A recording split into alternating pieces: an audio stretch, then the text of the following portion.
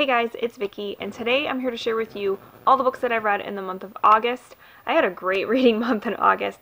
I ended up reading 10 books, but the first 4 I actually read during Booktubeathon, so I actually did a separate video for that, and I did a wrap-up for those 4 books, and I will link it either up here or down below, so you can check those out if you're interested.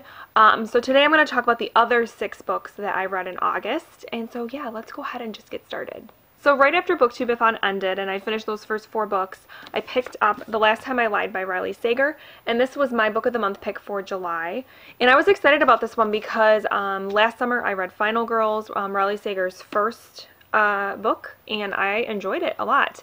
And so I really was excited to pick this one up, and plus the premise sounded really cool. It's about a young girl, or a girl who when she was younger, like a young teen, she goes to a summer camp and her bunkmates, her 3 bunkmates go missing and are never seen again.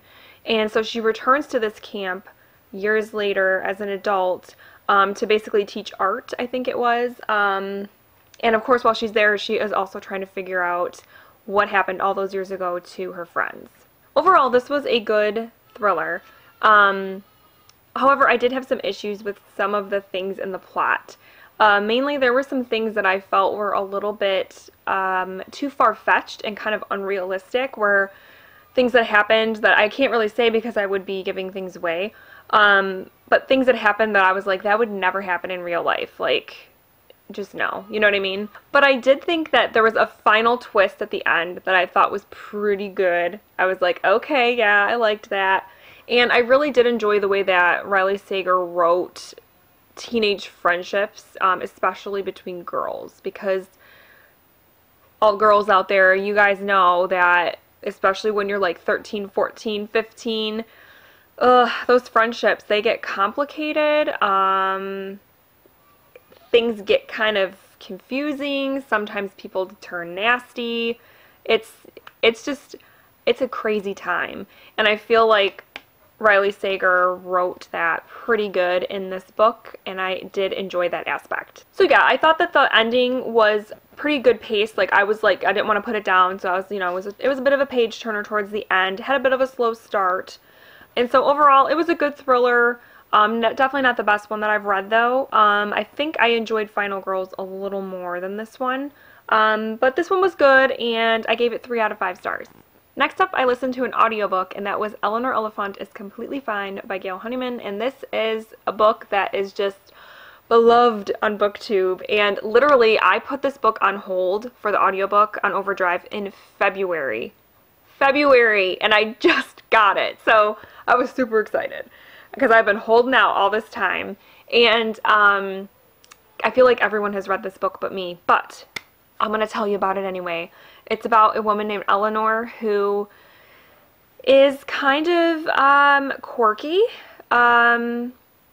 She doesn't have a lot of friends. She has a hard time just interacting with people in general, and she kind of befriends this coworker by chance, really, and they develop this friendship, and it just kind of goes from there. I don't want to say too much more, but I really enjoyed this book. I can totally see why some people just absolutely adore it and just completely fall in love with Eleanor and her story. I, at first, wasn't sure what to make of Eleanor. Because she's so like literal and outspoken and just word vomit, just says whatever she's thinking, doesn't really think about what she's saying in terms of how it's going to affect the other person or whether it's insulting, because she's just being honest, so at first I wasn't sure what to make of her, but she really grew on me as a character, and I really enjoyed her by the end of the book. I especially loved Raymond, her coworker that she befriends. I thought that he was great, and I thought that that friendship was just so lovely. And yeah, it was just one of those books that really shows you how people are going through things that you might not know about, and that might be why they're acting the way they act, or that they are the way they are. And that it's just so important to just be kind to people and to try to understand people, and I just loved that message. I thought it was wonderful. I also, just side note, listening to the audiobook, I loved the accents because it takes place in Scotland, and the Scottish accent was just so nice to listen to. So if you can, I haven't read Eleanor Oliphant is Completely Fine yet. Like I said, I feel like I'm the last person on earth to read it. But if you haven't and you want to get your hands on the audiobook, I would highly recommend the audiobook. It was wonderful, and I gave the book 4 out of 5 stars. Next up, I listened to another audiobook, and that was Murder on the Orient Express by Agatha Christie. During Booktubeathon, I read And Then There Were None by Agatha Christie and loved it, and was so excited to get my hands on another Agatha Christie story. And this one, it just so happened that was what we were reading for my local book club. So we've read the book this month, or in August, and now this month in September we're going to watch the recent movie that they made. So yeah, exciting. But this one is about basically what it sounds like, a murder that happens on a train. And they're trying to figure out who did it. And this is I'm probably going to say his name wrong, Hercule Poirot. I feel like I'm saying it wrong. But there's a ton of books, I guess, by Agatha Christie that feature this detective, and this is one of them. And I'm not entirely sure how I feel about him. He's a little bit, I don't know, stereotypical, or maybe, I don't know, maybe at the time that the books were written, he was kind of innovative, but to me, he's like a stereotypical detective, and I just wasn't sure what to make of him as a character. So I don't know if I will continue reading more of those books that feature him, but yeah. I think overall this was a fun mystery. It was really fun trying to figure out what happened and why, which is obviously what mysteries are all about. And I really did like it, except I felt like confusion a lot of the time because the characters, a lot of them seemed similar to me. And I don't know if it was because I was listening to it on audio or not, but I was confusing them a lot of the time. Like I was mixing up who was who. So that was a tiny bit frustrating.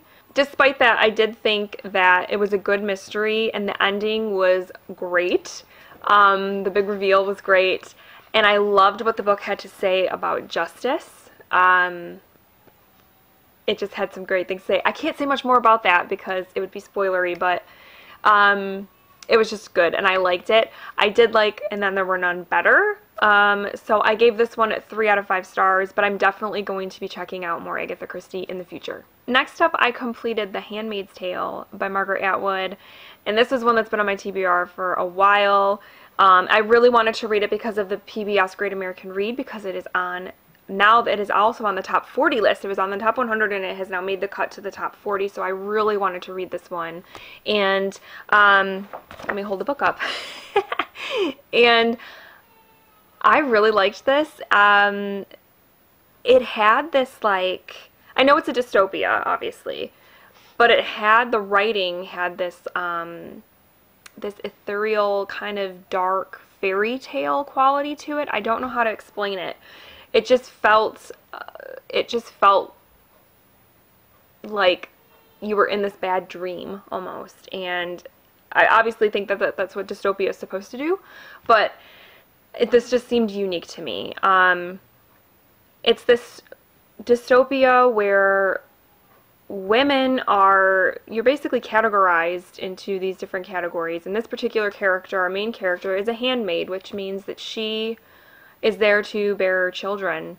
And the way that they do that is just so bizarre and frightening, honestly, and just strange.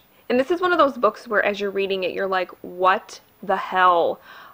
How did this happen? Why did this happen? Like, you're just frustrated because you're like, how could they let this happen to themselves? You know, because these women, they're in this terrible position. Because, I mean, no matter who you are as a woman in this society, it sucks.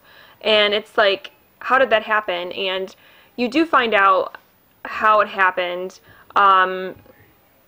but in the reasonings and how they did it is very scary, because it could definitely happen in here, you know, here, today, and now. the way that they kind of took the power away from women, it could easily be done tomorrow. So that was also very frightening. The sadness in this book really came from the main character of Fred, who has memories of how it was before. She was married before, she had a child, and all that was taken away, and now she's living this handmade existence, and it was just heartbreaking, really, and just so, like, interesting, but like I said, also horrifying and sad. There were a couple of quotes that I just wanted to share because I thought that the writing in this was really quite beautiful. I definitely want to read more of Margaret Atwood's work because I really enjoyed her writing style. The first is from the beginning of a chapter, and I don't think it'll give anything away because I don't think it'll give anything away. So here we go. It says, "Night falls, or has fallen. Why is it that night falls instead of rising like the dawn? Yet if you look east at sunset, you can see night rising, not falling. Darkness lifting into the sky, up from the horizon, like a black sun behind cloud cover. Like smoke from an unseen fire, a line of fire just below the horizon, brush fire or a burning city. Maybe night falls because it's heavy, a thick curtain pulled up over the eyes, wool blanket. I wish I could see in the dark better than I do." I just liked that. And then there was another quote where she's talking to her commander, which is like the man of the house that she has to couple with to try to have children. It's very awkward. And she's talking to him, and at one point he says, "You can't make an omelet without breaking eggs," is what he says. "We thought we could do better."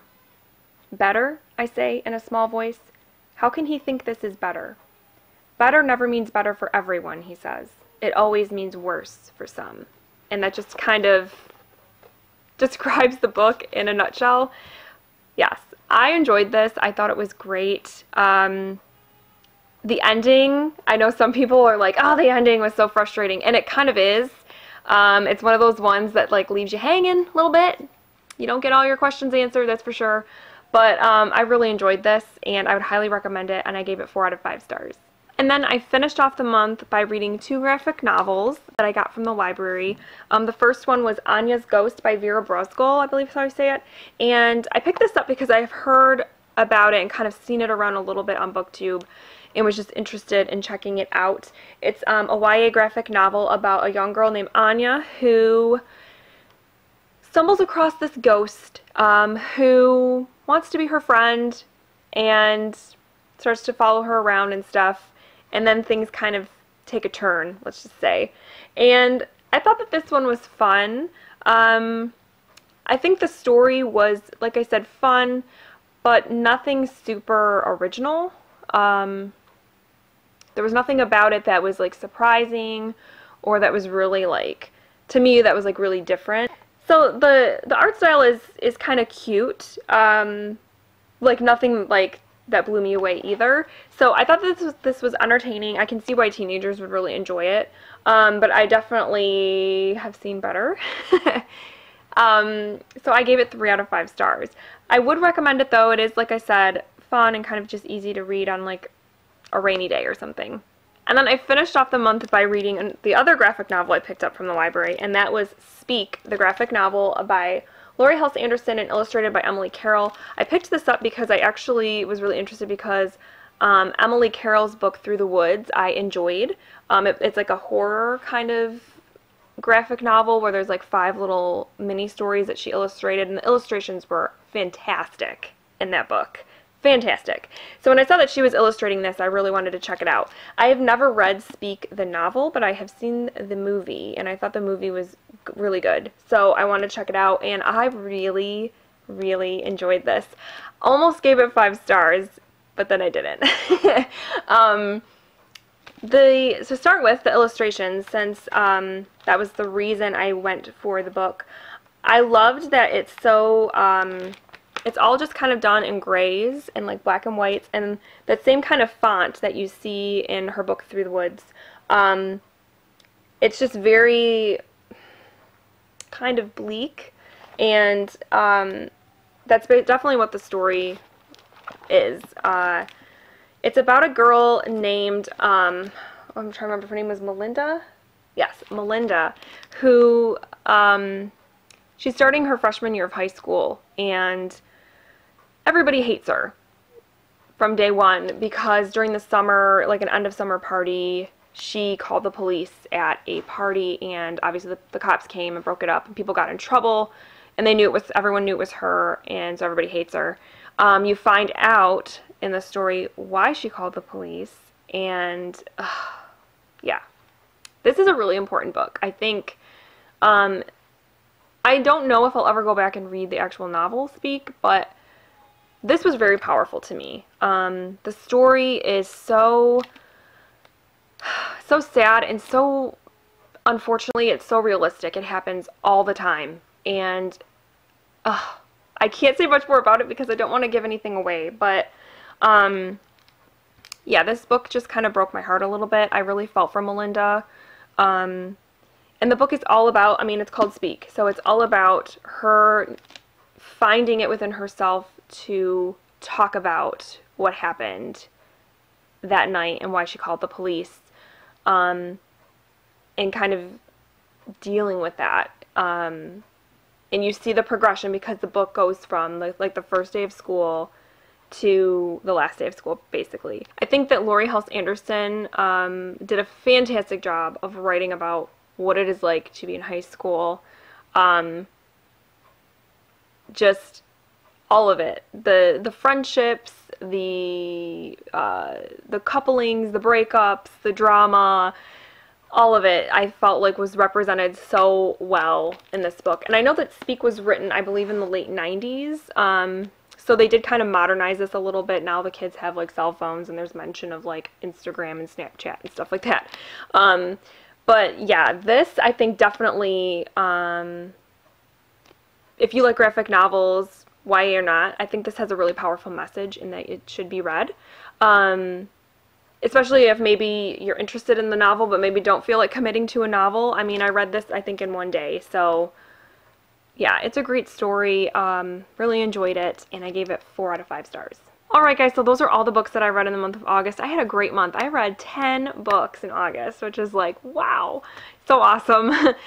Great way to end the summer, really. Although technically we do have like, what, 3 weeks left of summer. The first day of fall isn't technically until September, what, 22nd, I think, but for me, it's always like the day after Labor Day. I'm like, okay, time to get out the fall decor and start talking about going to like the cider mill and like all that stuff, because I'm like, okay, I'm ready. I'm ready for fall. Summer's done, whatever, but technically we still have a couple more weeks. But anyways, I hope that August treated you guys really well. Please let me know down below what you guys read, what your favorite books were, because I would love to hear what everybody's been reading, as always. And yeah, and of course, if you've read any of these books, let me know what you thought of them in the comments down below. So other than that, though, that's all I have for today. I hope that you guys have a great week, and I will talk to you very soon. Thanks for watching. Bye.